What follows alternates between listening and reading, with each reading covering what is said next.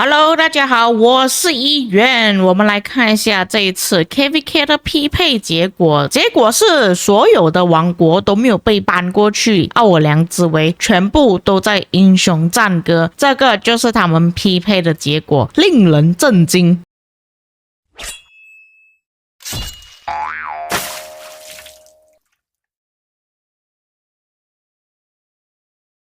那在影片开始之前呢，跟大家讲一下，就是我自己所讲的东西呢，不代表整个王国，因为我现在要讲的就是我个人的观点啊，对于这场 KVK 的匹配，我个人的感想会怎么样？那时常就是会有一些玩家会把我所讲的东西套入来整个王国的立场，我还没有这个本事可以代表整个王国去表达自己的立场了，而且我自己的主账号其实不是在2489，而是在1768。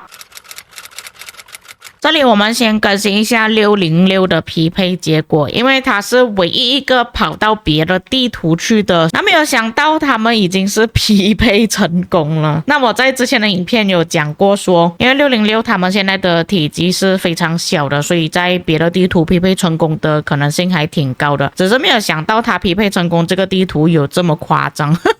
他和1002在同一个阵营里面。我也看得出他们这边王国可能会比较强一点啊，再加上因为1002是先锋王国的关系，所以他们这个阵营只有3个王国，但是这个先锋其实是垃圾来的，根本都没有用的。其他阵营全部都有4个王国在一起。当然像606他这样子跑掉呢，肯定会有一些玩家发布贴文来嘲笑他们呢。像其他玩家就有留言说他们是小丑王国，然后这个玩家不知道是哪一个王国，他就说你最好连他们也是逃掉，他可能是他的王国很强吧，要追击他们什么之类的。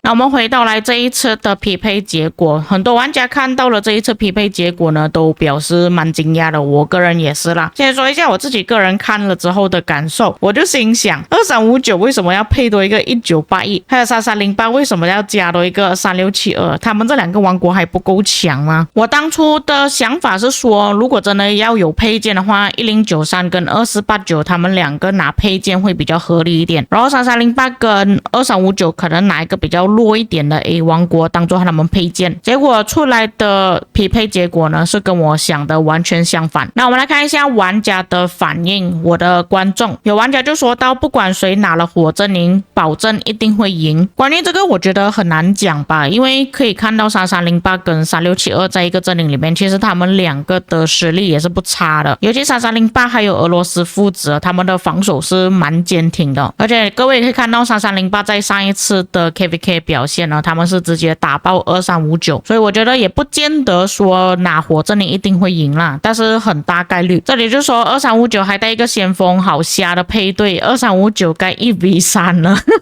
1v3 就有点过分了啦。2489和3308二线都在他们那边怎么打，这个就有点可怜了。但是这个东西我控制不来，我也不知道他们会报第2线了。这个玩家就说到，第一次他是实际的感受到2489是整个地图里边最弱的。有玩家就猜左打右，但是有些人就说上打下应该会比较好玩。这里就说489的老大 Avix 能否带489度过这场地狱般的 KVK 危机。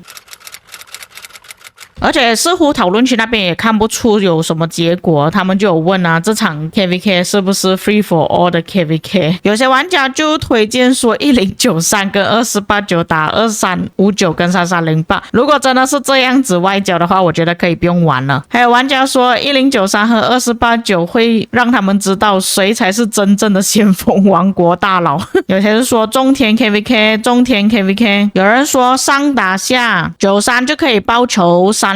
跟2489，因为上一场 KVK 这2个王国拿了星星，然后2359也可以报仇3308，不管怎样左打右也是可以接受的。然后其他说越南文呢，我就不翻译了，因为有一些翻译可能会翻译到怪怪的。有玩家就说1v3，但是他这边说1v3是哪一个王国要1，这里又没有说。因为有些人有说2489 1v3，这个有点离谱。还有其他玩家说左打右啦，因为89 GT 啊，2489 2489加2359，之前960的玩家又是一个说左打右，有玩家也表示说2359跟1981在一个阵营里面很夸张，但也有玩家表示很期待这一次的战斗，又是一个左打右，这个玩家就说上打下。那我觉得这个地图的外交可能呢比较难，就是交叉合作啦，因为如果交叉合作的话，其实实力会相差很大，而且也不太好合作。交叉合作的话，在黄庭有很大可能2489跟1093会被打爆，而且我觉得如果2359跟3308合作的话，我也不想要玩了。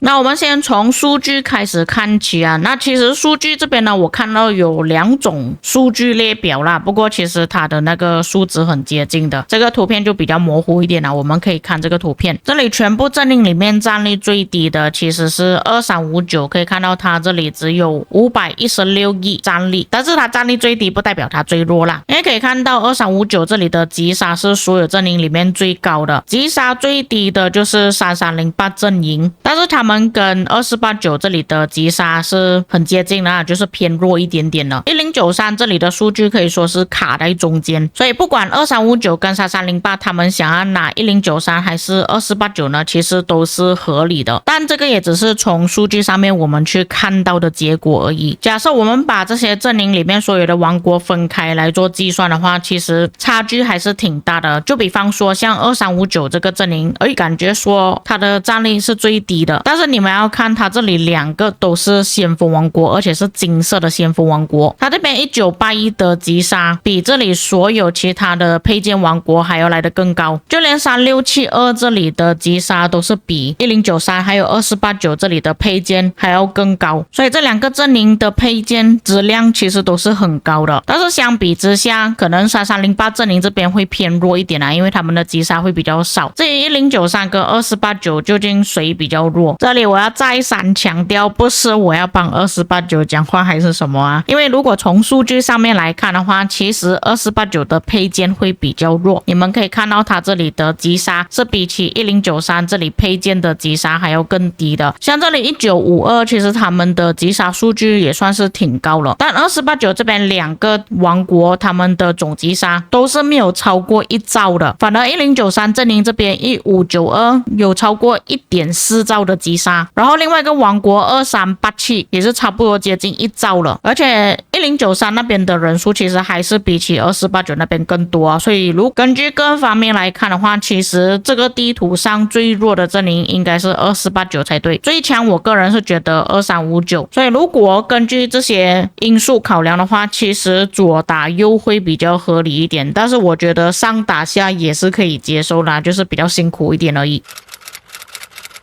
那这里我先个人推测一下，不管谁跟谁合作都好，2489跟1093那边会发生什么事情，因为你们也可以看到2489跟1093他们是卡在中间的位置，不管这2个阵营出去跟2359打也好，还是3308打也好，其实都会很难受的。就比方说2359跟1981，2359他们本身就有很多顶级账号，就比方说像之前960的一些账号，巴黎队长，还有不少的大佬车头全部都是在2359那边，然后1981那边又有个 Itachi 那边的王国战力都是挺高的，虽然我有听到一些玩家说1981的实际表现并不是这么好，但是你们觉得说这2个王国加起来不能够对抗2489或者是1093吗？况且如果关卡4开放的时候，有很大可能在星期日他们会打联赛，就会变成说主要战斗力的2489还有1093他们都会消失不少人，尤其2489这边最严重，因为他们有2个联盟都晋级了奥西里斯联赛，他们2个都要打，1093也是有2个队伍，所以如果就算1093跟2489他们真的关卡4出去的话，可能不会持续到太久，可能星期日就结束战斗了。而且说实话，在关卡4跟3308或者是2359硬碰硬的话，其实也得不到什么好结果。至于遇到3308那边的情况呢，你们也知道有俄罗斯父子，俄罗斯父子只是需要用一阳指就可以守着2489跟1093，在前期消耗太多的兵力也不是什么好事情，而且有很大可能旗帜会推不动，我们的水晶科技还没有提升上来，所以总的来说，不管在关卡4遇到2359还是3308也好，应该不会硬碰硬死战到底。